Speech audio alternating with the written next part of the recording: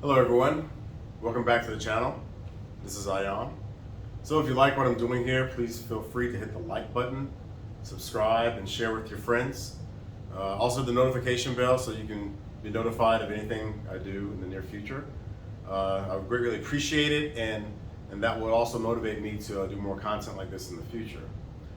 So today I'm going to go into what is behind this matrix multiplication method for this regular multiplication that I've been discussing. One of the key important parts of this channel is the how and why things work, as opposed to just using memorization and just going through the motions. One important part about learning is to understand why and how you do and we do what we do. And so that's what this video is about today. And so I'm gonna get right into it. I'm not gonna waste too much time here. So the big question is, why does this work?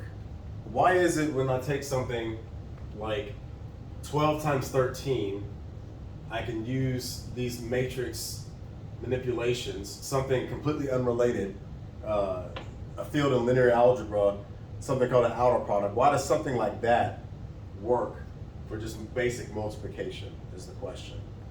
Well, the answer doesn't lie with the fact that it's coming from some obscure or field of mathematics.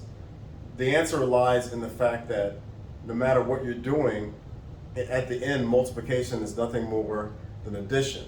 So how do you add in an orderly way? This is where these methods come from. This is what the process is. So what we're doing is we are trying to fine-tune a process to make addition from multiplication more orderly and organized. And that's all any method that you do for multiplication is. It's just organization and bookkeeping for addition. So let me explain. So 12 times 13, we all know that multiplication, as I just said, is nothing but addition. So if I put this in plain language, what that means is 12 times 13 means I have 12 and I want to add it 13 times. So it's basically saying, I'm telling you 12 and I want you to just add me 13 times and I give you the answer. And so if you literally did brute force and did 12 13 times, 12 plus 12 plus 12, 13 times, you would get 156. But nobody really wants to do all that work. It's very exhausting. It's something that you would probably give a child as punishment. So no, we're not going to do that. We're going to find a faster way based off of grouping. So the great thing about the way our numbers work is that they're organized in the way that we write them already, where we have the tens and the ones, and if we were to go to the left, we'd have the hundreds and the thousands. So they're already grouped for us even by the way we write them.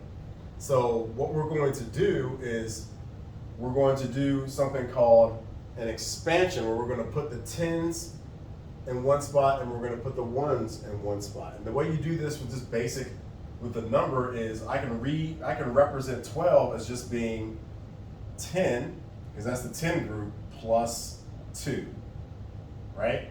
Nothing too hard to see there. Very basic, very easy to understand.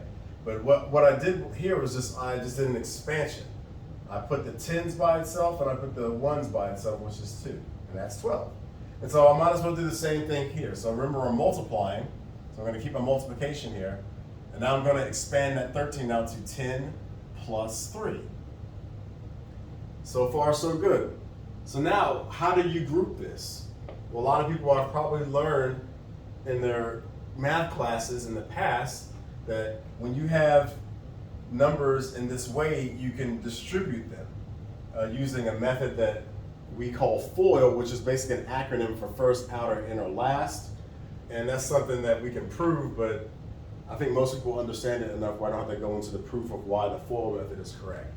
But basically it's this: you take the first, which is this one, times the inner, which is that, and then this would be outer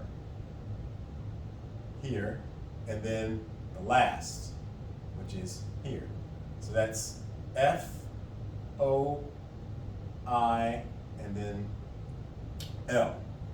So first, outer, inner, last. So the first would be 10 times 10, which is 100, plus the outer, which is 10 times 3, which is 30, and the inner, which is 2 times 10, which is 20, plus the last, which would be 2 times 3, which is 6. Now let's stop here before we get through actually computing this, and let's look at what we actually have. Now if you look closely, since I've already written the matrix multiplication method up here, you can probably already see what's going on here. So if you look at this first expansion, this 10 plus 2 and this 10 plus 3, this step actually is the same as this step in the matrix multiplication method, where we write them as these column and these row vectors. It is literally the same thing. It's just making it in a more orderly way, and it's also an easier representation. So I know my 10s are on top and my 1s are on the bottom, 10s on the left, 1s are on the right. But this is the same thing. 10 plus 2, this is 10 plus 2, this is 1 plus 3. It's the same thing. And then if you look here, when I distribute, this matrix, after you combine them, is exactly this distribution. You notice we have 1, which is in the hundreds place there, 30, that's the tens place, 20 is in the tens place, and 6 is in the one place. So these entries are exactly the same as you expect. But instead of having to write them out in a line right here, we have them in a 2x2 in a matrix form. And so the next step, as you know, in the matrix method is to combine the 3 and the 2, the anti-diagonal, because they have the same dimension. They're both in the tens place. But you see here, this is what we do here as well.